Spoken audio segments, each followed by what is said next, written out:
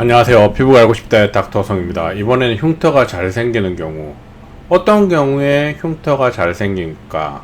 얼굴을 기준으로 얘기할 건데요. 어떤 상태의 흉터가 좀 치료가 어려울까? 뭐 이런 것도 얘기를 할 거고요. 흉터가 잘 생기는 경우, 어떤 흉터가 티가 많이 나는 경우, 뭐 치료가 어려운 흉터, 이런 것들에 대해서 얘기를 한번 해드릴게요. 그래서 이 내용을 또 한번 좀 들어두시면 우리가 앞으로 뭐 상처가 나거나 집에 아이를 키우시거나 이런 분들 우연찮게 다쳤을 때 이렇게 관리하면 좀 좋겠구나, 이런 원리를 적용하는구나, 이런 것들을 알고 계시면 나중에 아이가 흉터가 뭐 만들어지는 걸 최소화시키는 데 도움이 될 거고, 치료의 이런 원리를 알고 계시면 내가 일상생활 하는데 응용할 수 있는 것들이 많아져요. 나는 뭐 관리를 잘해서 병원 갈 일이 없는데, 그런 게 아니고 하다 보면 누구든 이런 다칠 수도 있고 주변에 가까운 사람이 다칠 수 있고, 그러면 이런 원리를 이용해서 적용을 하면 흉터를 최소화시킬 수 있겠구나, 이런 걸 좀 알고 계시면 좋습니다. 아시겠죠? 그래서 이번에는 흉터가 잘 생기는 경우, 어떤 흉터가 뭐 치료가 어려운가, 뭐 이런 것들에 대해서 한번 얘기를 해볼 테니까요.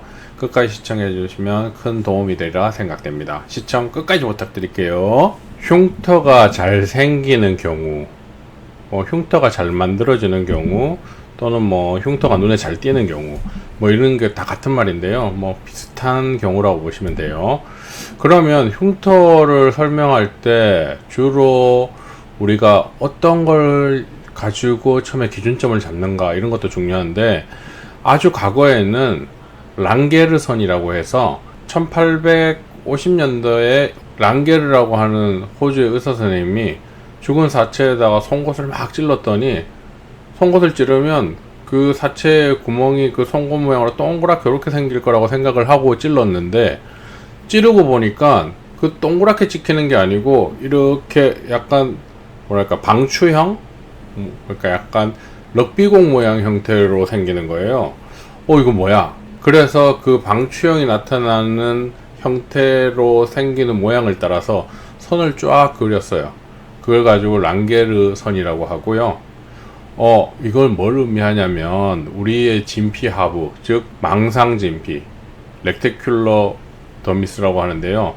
그 부분이 콜라겐들이 일정한 방향성을 가지고 있다는 걸 나타내요. 이거의 단점이 뭔가, 죽은 사람의 몸을 가지고 송곳을 찔렀기 때문에 살아있는 사람한테는 실제로 어떻게 달라질까를 모르는 거예요. 그래서 생각한 게 뭐냐면, 크레이슬이라는 사람이 만들어낸 게 크레이슬 라인인데, 이거는 살아난 사람의 라인을 연결한 선이에요. 그래서 이 사람의 선이 더 정확하다, 그래서 최근에 보완된 게 크레이슬 라인이다. 그리고 또 보르헤스라고 하는 사람이 릴렉스드 스킨 텐션 라인이라고 하는 거를 찾아냈어요. 이거 뭐냐면 피부를 꼬집었다가 놨다 꼬집었다 놨다 하면서, 그 꼬집었다 나을 때 이렇게 약간 골이 생기는 라인을 기준으로 선을 그리기 시작했어요. 이거는 위아래의 피부를 평면으로 봤을 때 위아래로 보이는 장력만을 체크하는 게 아니고, 그걸 꼬집었다 놨다 하면서 골이 아래로 잡히는 형태의 선을 그린 거라서 버티컬하게 아래로 잡히는 장력까지도 표현을 한 게 보르헤스예요. 보르헤스 라인이라고 해서 릴렉스드 스킨 텐션 라인이라고 불러요. 그래서 요 두 개를 이용해서 우리가 흉터가 최소화될 방향을 잡아주고, 흉터가 확실하게 남겠구나, 흉터가 눈에 띄겠구나를 알 수 있게 되는 거예요. 그래서 이게 흔히 말하는 릴렉스드 스킨 텐션 라인인데요. 이 라인을 따라서 평행하게 상처가 나면 흉터가 될 가능성이 떨어지게 되고, 반대로 이렇게 탁 퍼펜디큘러하게, 즉 직각이 되게 딱 상처가 나면 흉터가 될 가능성이, 눈에 띌 가능성이 높아지고, 정상으로 잘 아물 가능성이 조금 떨어지게 돼요. 이해되시겠어요?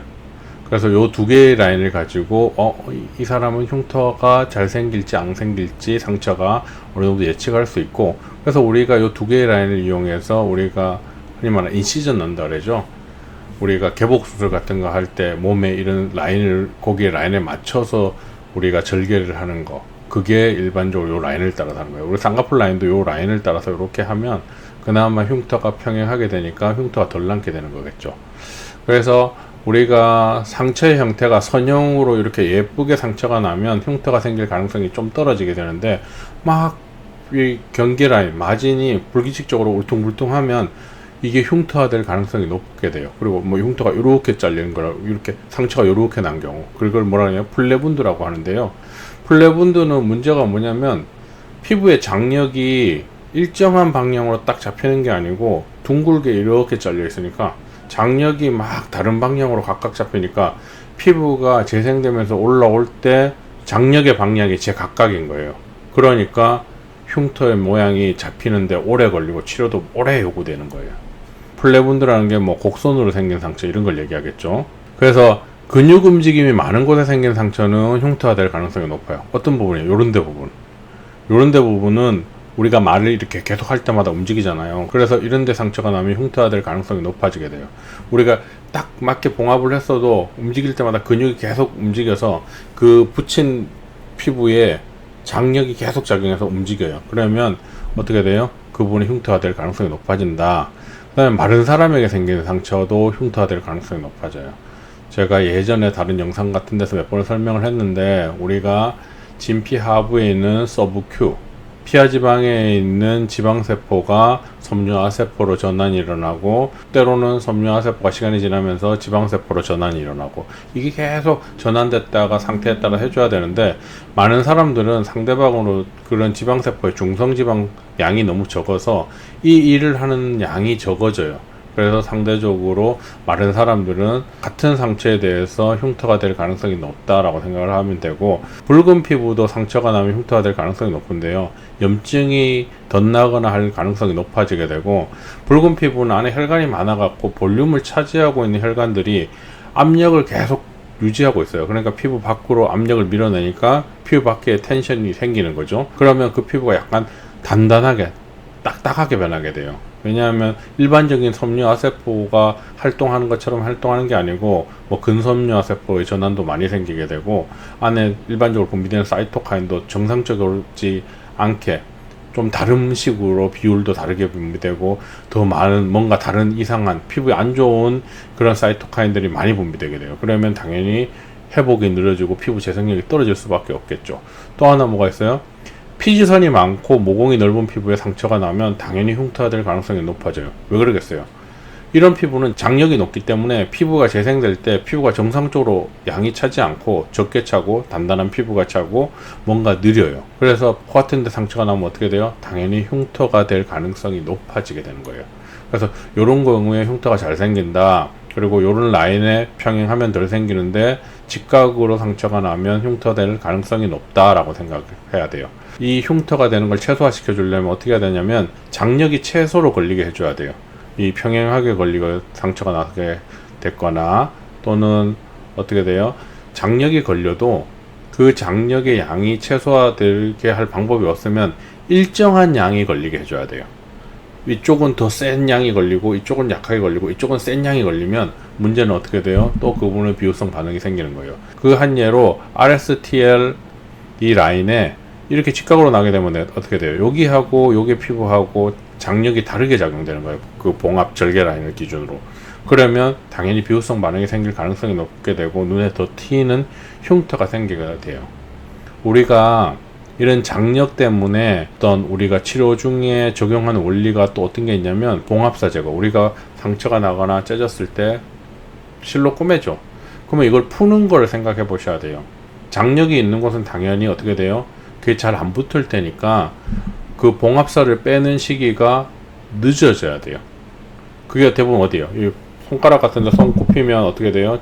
요게 상처가 났을 때 장력이 작용하니까 상처가 벌어질 수 있겠죠? 무릎팍 같은 데 상처가 났을 때 무릎을 굽히면 장력이 작용하니까 상처가 벌어질 수 있겠죠. 그러니까 그런 데 부분은 꼬맸다가 그 봉합사를 제거하는 시기가 7일에서 10일, 조금 늦은 편이고요. 얼굴 같은 데 이런 데 상처가 났을 때는 보통 3일에서 한 5일. 왜냐하면 장력이 없기 때문에 빨리 제거를 해줘요. 왜냐하면 붙을 때까지 오래 두고 있으면 되잖아 라고 하는데, 그 실이 지나간 길이 그대로 생겨갖고 흉터가 될 수도 있고요. 그 실로 인해서 감염이 생겨서 거기에 염증이 덧나면 없던 흉터도 만들어질 수 있기 때문에, 요런 어떤 최소한의 시기를 맞춰서 봉합살을 제거해 주는 게 흉터가 안 남게 해주는 가장 이상적인 거예요. 그러면 쌍꺼풀 수술은 대충 며칠 해주면 좋을까? 손가락 구부리는 데나 무릎 구부리는 데는 7에서 10일 걸린다고 했는데 장력이 없는 데는 3에서 5일 걸려요. 그러면 쌍꺼풀 라인에 이렇게 절개를 했을 때 한 며칠 하면 될까? 왜냐하면 쌍꺼풀 라인은 밑으로 계속 눈을 감았다 떴다 하면서 장력이 밑으로 계속 작용하잖아요. 물론 손가락 꺾이는 데만큼 작용을 하거나 무릎 꺾이는 데만큼 작용을 하지 않겠죠? 그러면 보통 쌍꺼풀 수술은 봉합살을 언제쯤 푼다? 한 5일에서 7일 사이쯤 풀어주면 장력을 기준으로 봤을 때 가장 이상적인 봉합살 제거하는 시기가 되는 거예요. 그런데 나는 뭐 피부 상태가 좀 안 좋아서 관리가 잘 안 돼서 그런지 몰라도 가서 봉합살을 제거하는데 빼자마자 피부가 벌어지더라 라고 하면 빼는 도중에 그걸 중단하고 스테릴 스트립이라고 하는 걸로 거기를 고정을 해요. 그 봉합살 다 제거하지 않고 그냥 벌어지네 그러면 그냥 거기다가 스테릴 스트립으로 딱 고정을 한 다음에 더 이상 봉합살 제거하지 않고 이틀 정도 더 기다렸다가 봉합살 제거해요. 그래서 완전히 붙은 다음에 제거하는 게 흉터가 생기는 걸 예방할 수 있어요. 우리가 피부가 벌어지는 데 부분에 봉합을 해줌으로써 피부에 걸리는 장력을 이 실이 대신 받게 해주는 거예요. 그러면 피부가 벌어져서 흉살이 생기거나 비후성 반응이 생길 가능성을 많이 떨어뜨려 주는 거예요. 그리고 일정한 시점이 지나면 그 봉합살 제거에서 장력이 적절히 걸리거나 최소화되게 해주고, 그리고 흉터가 최소화되게 해주는 게 흉터가 안 생기게 하는 방법 중에 하나예요. 어떤 환자분들이 이런 분들이 있어요. 쌍꺼풀 절개 수술 했는데 병원에서 봉합살 풀로 한 6일 7일 있다가 오라고 했는데 내 일정이 안 맞아, 한 10일 20일 있다 갈게요. 그러면 다른 문제가 또 생길 수도 있는 거예요. 뭐 무릎 같은 데 상처가 났는데 7에서 10일쯤에 봉합살 풀러 오세요 라고 했는데 갈 시간이 없으니까 한 20일 있다 갈게요. 그러면 거기에 막 염증이 덧나가지고 흉터가 더 생길 수도 있고, 이런 것들 자체가 의사 선생님들이 어떤 경험이나 노하우에서 그 적절한 시기를 다 맞춰서 해주는 건데, 환자들이 또 마이웨이가 강한 사람들이 워낙 많아가지고요, 자기 멋대로 했다가 나중에 막 병원에서 그거 그때 오라고 막 강조를 안 했다, 다 병원 책임이다 막 이렇게 하시는 환자분들도 있으니까, 자기가 믿고 다니시는 병원의 의사 선생님이 이렇게 하세요 라고 하면 거기에 믿고 잘 따라가는 것도 환자의 하나의 몽키예요. 뭔 말인지 아시겠죠? 이번에는 흉터가 잘 생기는 부분, 그리고 어떻게 하면 흉터가 최소화될 수 있는지, 장력이 무조건 최소화되게 해줘라, 그리고 이러한 경우는 흉터가 될 가능성이 높다, 아시겠죠? 그래서 우리가 일상생활을 하면서 이런 의학 지식을 알고 계시면 뭐 생활하는데 많은 도움이 될 거라 생각을 합니다. 끝까지 시청해 주셔서 감사드리고, 다음에도 더 유익한 정보, 여러분에게 도움이 되는 정보로 찾아뵙도록 하겠습니다. 감사드립니다.